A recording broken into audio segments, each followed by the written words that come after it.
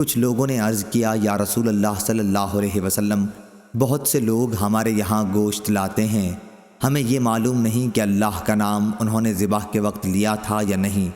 اس پر رسول اللہ صلی اللہ علیہ وسلم نے فرمایا کہ تم بسم اللہ پڑھ کے اسے کھا لیا کرو۔ صحیح بخاری حدیث نمبر 2057۔ جابر رضی اللہ عنہ نے بیان کیا کہ ہم رسول اللہ صلی اللہ علیہ وسلم کے ساتھ جمعہ کی نماز پڑھ رہے تھے، یعنی خطبہ سن رہے تھے کہ ملک شام سے کچھ اونٹ کھانے کا سامان تجارت لے کر آئے۔ سب نمازی لوگ ان کی طرف متوجہ ہو گئے اور رسول اللہ صلی اللہ علیہ وسلم کے ساتھ 12 آدمیوں کے سوا اور کوئی باقی نہ رہا۔ اس پر یہ آیت نازل ہوئی، جب وہ مال تجارت یا کوئی تماشا دیکھتے ہیں تو اس کی طرف دوڑ پڑتے ہیں۔ صحیح بخاری حدیث نمبر 2058۔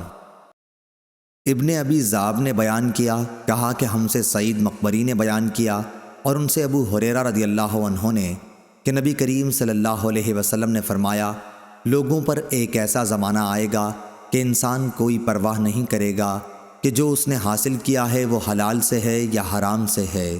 صحیح بخاری حدیث نمبر 2059۔ کہ نبی کریم صلی اللہ علیہ وسلم نے فرمایا، جب عورت اپنے گھر کا کھانا غلہ وغیرہ بشرطے کہ گھر بگاڑنے کی نیت نہ ہو خرچ کرے تو اسے خرچ کرنے کا ثواب ملتا ہے، اور اس کے شوہر کو کمانے کا اور خزانچی کو بھی ایسا ہی ثواب ملتا ہے۔ ایک کا ثواب دوسرے کے ثواب کو کم نہیں کرتا۔ صحیح بخاری حدیث نمبر 2065۔ کہ رسول اللہ صلی اللہ علیہ وسلم نے فرمایا، اگر عورت اپنے شوہر کی کمائی اس کی اجازت کے بغیر بھی اللہ کے راستے میں خرچ کرتی ہے تو اسے آدھا ثواب ملتا ہے۔ صحیح بخاری حدیث نمبر 2066۔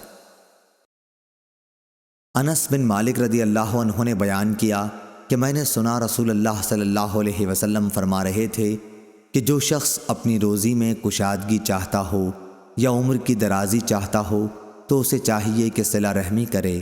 صحیح بخاری حدیث نمبر 2067۔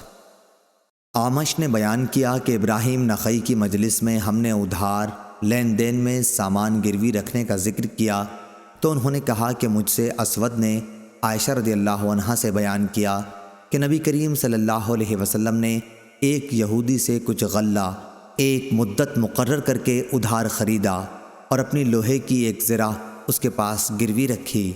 صحیح بخاری حدیث نمبر 2068۔ رسول اللہ صلی اللہ علیہ وسلم کے صحابہ رضی اللہ عنہم اپنے کام اپنے ہی ہاتھوں سے کیا کرتے تھے، اور زیادہ محنت و مشقت کی وجہ سے ان کے جسم سے پسینے کی بو آ جاتی تھی، اس لیے ان سے کہا گیا کہ اگر تم غسل کر لیا کرو تو بہتر ہوگا۔ اس کی روایت حمام نے اپنے والد سے اور انہوں نے اپنے باپ سے اور انہوں نے عائشہ رضی اللہ عنہا سے کی ہے۔ صحیح بخاری حدیث نمبر 2071۔ کہ رسول اللہ صلی اللہ علیہ وسلم نے فرمایا، کسی انسان نے اس شخص سے بہتر روزی نہیں کھائی جو خود اپنے ہاتھوں سے کما کر کھاتا ہے۔ اللہ کے نبی داؤد علیہ السلام بھی اپنے ہاتھ سے کام کر کے روزی کھایا کرتے تھے۔ صحیح بخاری حدیث نمبر 2072۔ کہ رسول اللہ صلی اللہ علیہ وسلم نے فرمایا، وہ شخص جو لکڑی کا گٹھا اپنی پیٹھ پر لاد کر لائے اس سے بہتر ہے جو کسی کے سامنے ہاتھ پھیلائے، چاہے وہ اسے کچھ دے دے یا نہ دے۔ صحیح بخاری حدیث نمبر 2074۔